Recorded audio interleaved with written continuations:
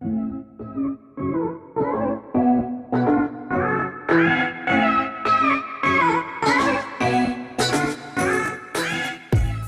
जब हम डिकम्पोज करते हैं या H2 जब बनती है तो उसमें जितनी एनर्जी एक्सचेंज होती है वो एनर्जी क्या कहलाती है? Bond energy of the H2 molecule होता है जो 4.35.8 होता है। तो इसी को हम डिफाइन करते हैं द अमाउंट ऑफ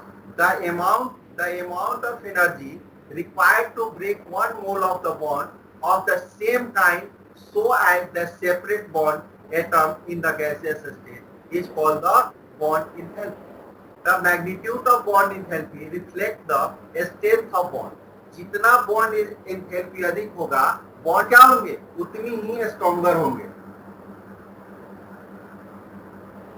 जैसे कोलिन का Cl2 की बॉन्ड एंथैल्पी जो होती है वो 235 किलो जूल है, जबकि H2 की बॉन्ड एंथैल्पी 435.8 किलो जूल है। It means the bond H2 bond is stronger than the Cl2 bond. Bond enthalpy depend upon the size of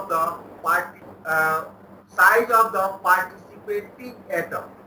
जो एटम कंट्रीब्यूट जिनका बॉन्ड होता है उनके साइज पर डिपेंड करती है। जैसे Cl2 बिगर साइज के है, H2 स्मॉलर साइज के है, तो H2 की बॉन्ड एंथैल्पी हायर है और Cl2 की बॉन्ड एंथैल्पी क्या है? लोअर है।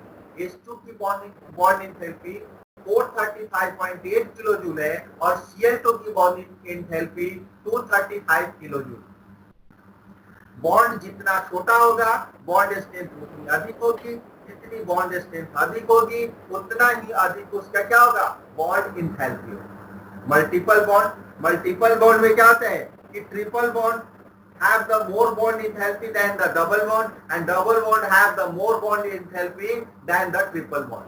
जैसे सिंगल बॉन्ड की बॉन्ड एंथैल्पी 348 किलो जूल है कार्बन में, कार्बन की डबल बॉन्ड की बॉन्ड एंथैल्पी 619 किलो जूल है, जबकि ट्रिपल बॉन्ड के उससे भी अधिक होती है।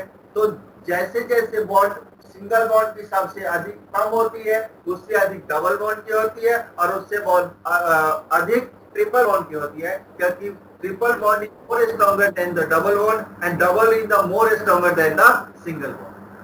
Third point, the lone pair of electrons. Greater the number of lone pair of electrons bonding on the bond atom, greater is the repulsive force of the interaction of the smaller them and smaller the bonding pair.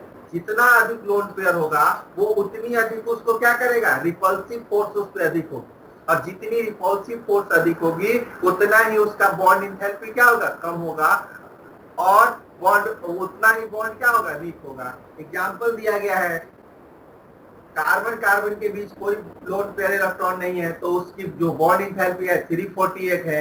Nitrogen के बीच में दो lone pair of electron है, bond enthalpy 163 है।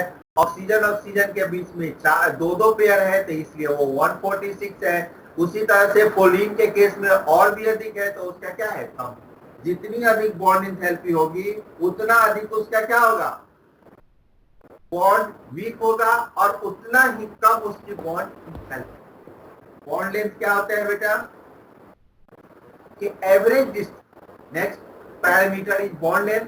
What is the bond length?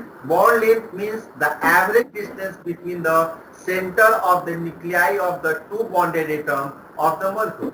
दो bonded atom के बीच की जो central difference होती है उसे क्या करते हैं? बॉन्ड लेंथ करते हैं. It is determined experimentally by the electron diffraction or X-ray diffraction and other spectroscopic technique. ठीक है, जैसे एग्जाम्पल देकर दिखाया गया है कि A और X दो एटम हैं जिनके बीच की बॉन्ड लेंथ, जिनके बीच की डिस्टेंस क्या है? D है. It means the bond length equal to D/2. इनकी बॉन्ड का एवरेज जो होगा वो क्या होगा? बॉन्ड एंथैल्पी होगा. बॉन्ड एंथैल्पी किन किन फैक्टर पर डिपेंड करती है? वो दो फैक्टर पर डिपेंड करती है, एक साइज एंड दूसरा nature. Length of bond length increase the size of the atom. जितना एटम का साइज बड़ा होगा बॉन्ड एंथैल्पी क्या होगा? उतना ही बड़ा होगा. जैसे ये HCl की बॉन्ड एंथैल्पी बॉन्ड लेंथ कितना है? 127 है. CCl साइज बड़ा हो गया 177 है। Bond length increase with the multiple bond, decrease with the multiple bond. Single bond की बॉन्ड लेंथ सबसे अधिक होती है 154, डबल बॉन्ड की उससे भी कम होती है 134, ट्रिपल बॉन्ड का उससे भी कम होता है। तो मल्टीपल बॉन्ड होंगे वैसे ही बॉन्ड एंथैल्पी उसका क्या होगा, कम होता जाएगा। तीसरा क्राइटेरिया है bond angle. What is the bond angle? Angle between the average angle between the line represented by the orbital contain the bonding electron. The average angle between the line represented by the orbital containing the bonding electron. जैसे like this, अगर हम CH4 की बात करें तो CH4 tetrahedral होता है और वहां पे C और HCH के बीच का बॉन्ड एंगल कितना होता है, 109 डिग्री होता है। अगर ये FB BF2 की बात करें तो ये लीनियर पेयर होता है, इसका एंगल कितना होता है, 180 होता है। अगर हम BF3 की बात करें तो उसका बॉन्ड एंगल कितना है, 120 होता है। अमोनिया के केस में HNH की बात करें तो उसकी बॉन्ड एंगल कितनी होती है, 107 होती है।